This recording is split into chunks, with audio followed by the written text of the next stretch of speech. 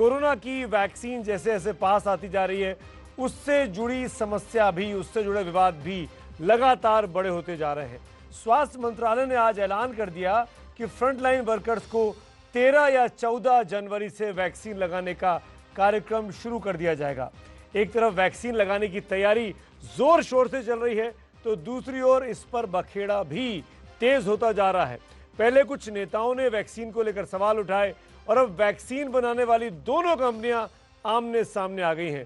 पूरा विवाद दरअसल शुरू हुआ कोविशील्ड बनाने वाली कंपनी सीरम इंस्टीट्यूट के सीईओ अदार पूनावाला के एक बयान से। लेकिन धीरे धीरे सभी ताकतों ने, बाजार की ताकतों ने दोनों कंपनियों को एक साथ लेकर आए और अब विवाद को सुलझा लिया गया है। लेकिन आपको ये रिपोर्ट देखनी चाहिए पूरा मसला समझने के लिए। कोरोना वैक्सीन का ड्राई रन चल रहा है। तैयारी हो रही है वैक्सीन आते ही जल्द से जल्द टीकाकरण शुरू करने की। लेकिन इन तैयारियों के बीच वैक्सीन बनाने वाली दो कंपनियों के बीच ही टकराव शुरू हो गया। इस टकराव की शुरुआत हुई कोविशील्ड बनाने वाली company serum institute of India के सीईओ अदार पूनावाला के एक बयान से, जिसमें उन्होंने कह दिया कि दुनिया में सिर्फ 3 वैक्सीन ही असरदार साबित हुई हैं, बाकी सब पानी की तरह सुरक्षित हैं। सीरम इंस्टीट्यूट के सीईओ के इस बयान को हैदराबाद स्थित भारत बायोटेक की कोवैक्सीन पर निशाना माना गया और इसे लेकर भारत बायोटेक के सीएमडी डॉक्टर कृष्णा एला भड़क उठे।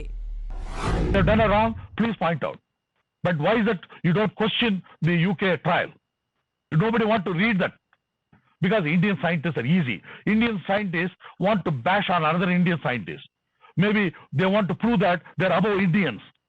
I don't know if they want to say above Indian, are they going to get a British passport or are they going to get American passport? I don't know why.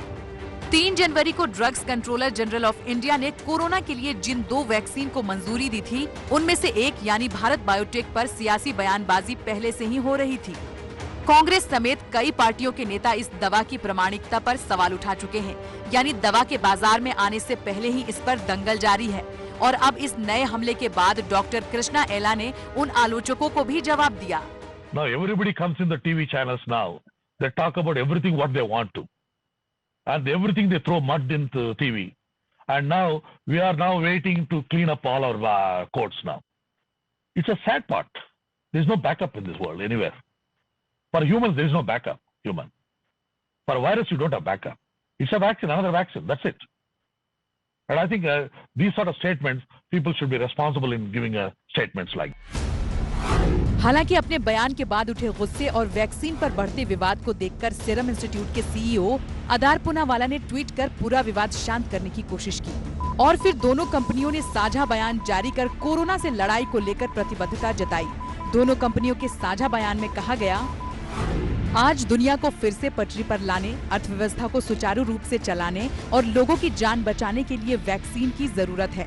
दोनों कंपनियां ये सुनिश्चित करती हैं कि सुरक्षित और प्रभावी वैक्सीन लोगों तक पहुंचाई जा सके, जिसके लिए सप्लाई और डिस्ट्रीब्यूशन उच्च गुणवत्ता से करने की तैयारी दोनों कंपनियां कर रही हैं। इतना ही नहीं, एबीपी न्यूज से बातचीत में एम्स के डायरेक्टर रणदीप गुलेरिया ने भी भारत बायोटेक की कोवैक्सीन को लेकर उठ रहे भ्रम को दूर करने की कोशिश की। हमें ये समझना चाहिए कि 2 वैक्सीन आई हैं, दोनों वैक्सीन पे बड़ी अच्छी ट्रायल्स हुई हैं, एनिमल स्टडीज हुई हैं, फेज 1 ट्रायल हुआ है, फेज 2 ट्रायल हुआ है और एक वैक्सीन का फेज 3 बाहर हो चुका है और दूसरी का फेज 3 का काफ़ी हद तक ट्रायल हो गया है। और अगर हम इनका डेटा देखें और जो इन्होंने रेगुलेटर्स को भी दिखाया है, उसमें सेफ्टी का कोई भी ऐसा सिग्नल नहीं आया कि ये वैक्सीन जो है कोई ये अनसेफ है। और जो भारत बायोटेक की वैक्सीन है, वो एक ऐसा प्लेटफॉर्म यूज़ करती है जो हम और वैक्सीन के लिए भी यूज़ करते हैं। इसलिए सेफ्टी पॉइंट ऑफ व्यू से हमें बिल्कुल घबराना नहीं चाहिए। वैक्सीन बिल्कुल सेफ है और जो उनका डेटा आया है फेज 1, फेज 2 एनिमल स्टडीज में, उस पर हमें पूरा विश्वास करना चाहिए।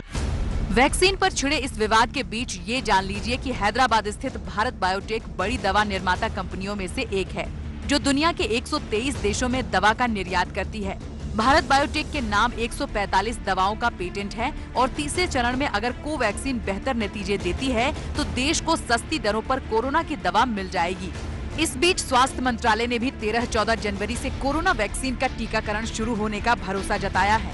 हम इस स्थिति में हैं कि जिस भी दिन हम चाहेंगे EUA के 10 दिन के भीतर हम उसको EUA का अर्थ है इमरजेंसी यूज ऑथराइजेशन, ये बोलचाल की भाषा में शब्द प्रयुक्त होता है। हमारे मीडिया के मित्र इसी शब्द का उपयोग करते हैं। हमारे कानून में एक्सेलरेटेड अप्रूवल फ्रेज का इस्तेमाल किया गया है। तो जिस भी दिन हुआ, जैसे अब आप जानते हैं कि किस दिन हुआ, उस दिन से 10 दिन के भीतर में ये रोल आउट होने की पूरी तैयारी है। ऐसे भरोसे के बीच दवा पर शुरू हुआ ये दंगल बिल्कुल भी जायज नहीं लगता, क्योंकि महामारी के दौर में इन दवाओं का इस्तेमाल लोगों की जिंदगी बचाने के लिए होना है, न कि किसी सियासत के लिए।